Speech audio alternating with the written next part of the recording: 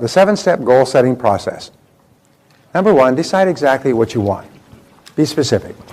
This is really important. Decide exactly what you want and be specific. It has to be so clear a child could understand it. Second of all, write it down and make it measurable. A goal that is not in writing is not a goal at all. In fact, if you were just to do number 1, number 2, and number 3, set a deadline and set sub-deadlines if necessary. Basic rule is that there are no unrealistic goals, there are merely unrealistic timelines, unrealistic deadlines.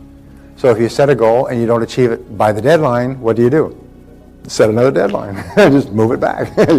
Obviously, you misjudged. Remember, it's just a guesstimate of when you can achieve the goal. However, with a deadline, half the time you'll achieve it before the deadline. Always when I write down a goal, which I do every day, I say I achieved this goal by this date.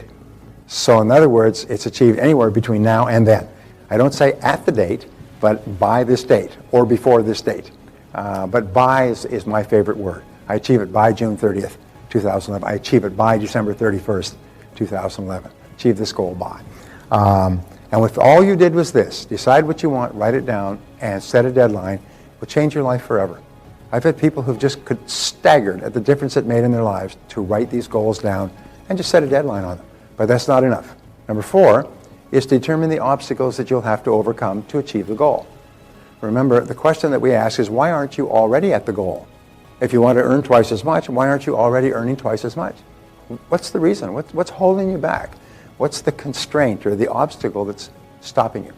Now, in 80% of cases, the 80-20 rule applies here. In 80% of cases, the obstacles between you and your goals are inside you. They're internal. They're not on the outside. So the mark of the superior person when they have a problem is they always say, what is it in me that's holding me back? What is it in me that's holding me back? Is it a lack of discipline, lack of time management, lack of a skill, lack of the ability to perform a particular area? What is it in me that's holding me back? And when you start with yourself, 80% of the time you'll say, well, this is my great problem. I have a book called Eat That Frog, which goes 21 great ways to stop procrastinating and get things done faster. It's based on 30 years of research into time management condensed into a little book. How many people have read that book? It's a good book? It's a life. It transforms people's lives because the number one obstacle in many cases is procrastination, and it shows you how to develop the habit of getting on with it and starting your most important task and just getting it done. And when you get into the habit of determining your most important task and then just doing it, your whole life explodes. Because after that, you start to get everything done. And you start to get more and more done. And not only that, you feel happy. As you do important tasks, you feel happy, your self-esteem goes up, you have more energy, your self-confidence goes up, you're motivated to do more things. So one little problem, procrastinating. People say, well, it's procrastination is what holds me back. It's taking the first step. Well, if you can overcome that, which is a learnable skill, you learn to procrastinate, by the way, by default. So what you do is you say, well, I'm going to overcome procrastination. And don't say I'm going to do it tomorrow or next week. I'm going to take a year, and by the end of the year, I'm going to be one of the best time managers and result getters in the world. Just give yourself a year and work on it every day. And I can promise you, 3, 6, 9, 12 months from now, you're going to be a production powerhouse. You're going to be the most productive person in your industry. You're going to be getting so much done. So determine the obstacles. Now, the next is determine the additional knowledge and skills that you will require. Remember, to achieve a goal that you've never achieved before, you will have to develop skills that you've never had before. You'll have to do things that you've never done before. So what are they? And here's the great breakthrough thought that changed my life at the age of 23, is that all business skills are learnable. You can learn any skill you need to learn, whether it's prospecting, presenting, closing, hiring, borrowing money, building businesses, marketing. You can learn any skill you need to learn. They're all just learnable skills. They're just laying there. But the point is that you can learn this stuff. Number 6, determine the people whose help and cooperation you will require. Who are they? Whose help and cooperation you will require. And then assemble all these details into a plan, organize the plan, and get started. Now, a plan is merely a list. It's a list of everything that you can think of that you could possibly do to achieve the goal. And then you organize the list by priority, what should you do first, and sequence, what should you do second. I had a gentleman in my course in Sydney, Australia, and he had started off a business when he was about 20, 21. He worked his head off for 7 or 8 years. He's now 28, 29. He had a very successful business. But now he realized his whole childhood was gone. All of his friends had gone off and traveled around the world and so on. He wanted to travel. I mean, he wanted to go to Europe and he wanted to visit Paris. And he had a good business. He'd been trying to sell his business for 2 years. And I said to him, he said, tell me, what can I do? How can I sell my business? I said, well, have you ever read a book on how to sell a business? He said, are there books on this subject? I said, of course, there's thousands and thousands of businesses that are sold every year, and there's experts who help people buy and sell business, and they've written books on it. As a matter of fact, any bookstore has a section in the business section on small businesses, and one of the subjects is how to buy or sell a business. The difference between successful, happy people and unsuccessful, unhappy people is successful, happy people have clear values. They know what's important to them, and they know what's important to them in order. For example, my highest value has always been my family. No matter how hard I work, I never have budged from that. My family always takes precedence over everything else. There's never even a question. No finance, no work, no travel, no anything else. And when you're absolutely clear about what your values are and in order, then it's easy to make decisions because that's what's right or wrong for you. And each person can have their own values as long as they are your true values. Now, how do you tell what your true values are? We could spend a whole afternoon on this, but what do we tell who our true values? Well, how do we tell our true values? Well, the answer, it is only by what you do under pressure. You can always tell what your values truly are by what you do under pressure. When you have to make a choice between one or another, you always choose what is most valuable to you. You always choose what is most important to you. So you can think about when I was under pressure, what did I do? Did I stay at the office all night and miss my child's graduation or football game or recital? Well, then what I proved to myself under pressure was that my job is more important than my family. So you can always tell when you're forced to choose what your values are. And sometimes by just simply changing your values and saying, no, from now on, I will always make this choice, you become a different person.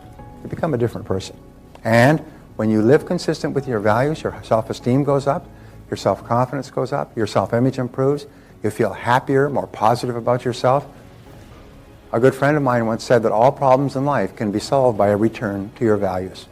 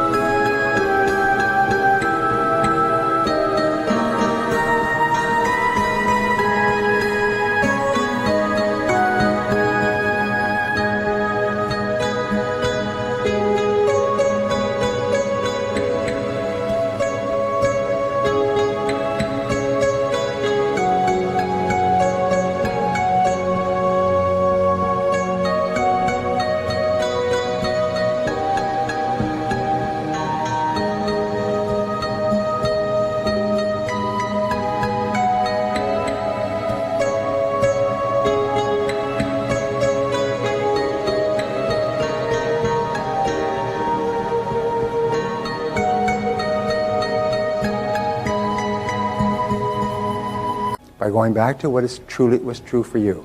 The greatest of all human values, of course, is integrity. But what I've learned about integrity is the overarching value that guarantees all the others. Integrity means that you live consistent with all your other values. Because you always tell the truth, you always live in truth, you always speak the truth. And whenever you deviate from your own personal integrity, you'll always feel uncomfortable, frustrated, angry, and so on. So when you go back to the main value in living in truth, for you, you start to feel happy again, and everything starts to flow. So here's the third question, is what would you do, how would you spend your time if you learned today that you only had 6 months left to live? Imagine the doctor came to you with the final assessment and said, you're going to enjoy fabulous health for 180 days, and on the 181st day, because of a terminal illness, you'll drop stone dead. What would you do in your last 5 or 6 months? What would you spend your time on if you only had 6 months left to live? Now this is another values question. This question asks you what is really important to you in life. And you know the old joke is nobody in answering that question would write down, I'd like to spend more time at the office. When you answer this question, there's not a single material goal that appears. No money, no cars, no homes, nothing. When you write the answer to this question, they all have to do with your relationships and with your spiritual development. They have to do with the people that you care about and care about the most. And so it's really important that you be clear that if you only had 6 months to live, what would you do? And I ask these questions of myself all the time, and then I just make sure that I'm living my life in harmony with what my answers are. I'm not going to take a chance of a plane flying into a mountain and saying, darn, I wish I'd known this was going to happen so I could have spent my time differently. So it's really important. And then integrity requires that you live consistent with what you would do if you only had 6 months left to live. And this brings us to question number 4, is imagine you won $20 million tax-free, and at the same time you found that you only had 10 years left to live. This is a great question that comes from Stanford University, by the way, is what would you change or do differently for your last 10 years? Let's say you had to work at something. You couldn't just go and sit and loll around. You had to be busy at something. How would you spend your last 10 years? If you had $20 million. Go ahead, write the first 3 things you can think of.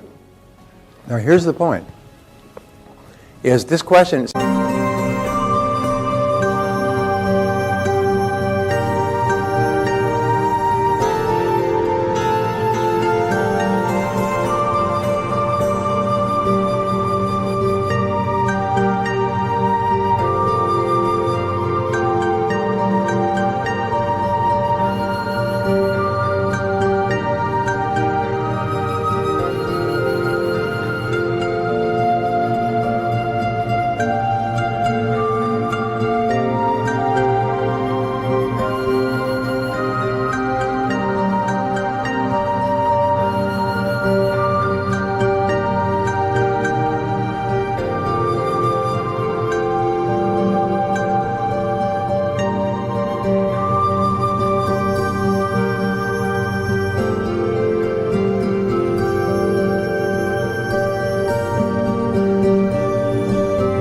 Simply ask is, what would you do if you had no fear of failure at all? If you had all the money you needed, so you had no fear of failure at all, you could do anything you want. Many people will write down, I'd quit my job so fast they wouldn't even see me leaving. I mean, and what that means is that you're in the wrong job. If you would quit your current job if you had enough money, which many people would do, it means that you're actually wasting your life, as you're actually stuck in there, and you're probably stuck in there because you don't have enough financial reserves. And so you're caught in a bind, if you're caught in a vice, doing something you dislike because you can't afford to leave it. So when you ask this question, it'll tell you what you really should be doing with your life. You'd start a business, you'd run for public office, you would travel, you'd do things for your family. What would you do if you had $20 million? And that will tell you what you would do if you had no fear of failure at all. It's a great question to ask. And whatever you would do as an answer to this is possible for you. It may not be possible tomorrow, but it's possible for you sooner or later. So what you do is you say, well, this is what I would really like to do. If I had all the money I needed, this is what I'd like to do. Now, how can you begin adjusting your life so you do that? People often say, well, I want to start my own business, so I wouldn't have to be answerable to anybody, but I don't have enough money. Well, nobody has any money. There's 1,001 businesses you can start for less than $100. There's a book on the book stands. Go and buy the book. 1,001 businesses you can start for less than $100. You can start a business out of your home with a computer. You can start it with going to scrap meets. You can start it with services. You can start it with what you cannot imagine. So don't say I don't have any money. If you don't have $100, well, okay. So number 5, what have you always wanted to do but been afraid to attempt? What have you always wanted to do but been afraid to attempt? You've admired other people who've done it. You've looked up to other people who've done it. You wished you could do that sort of a thing. Bungee jumping, deep sea diving, starting a business, running for office, writing a book, getting it published, becoming a public speaker, becoming a singer. What have you always wanted to do but been afraid to try it?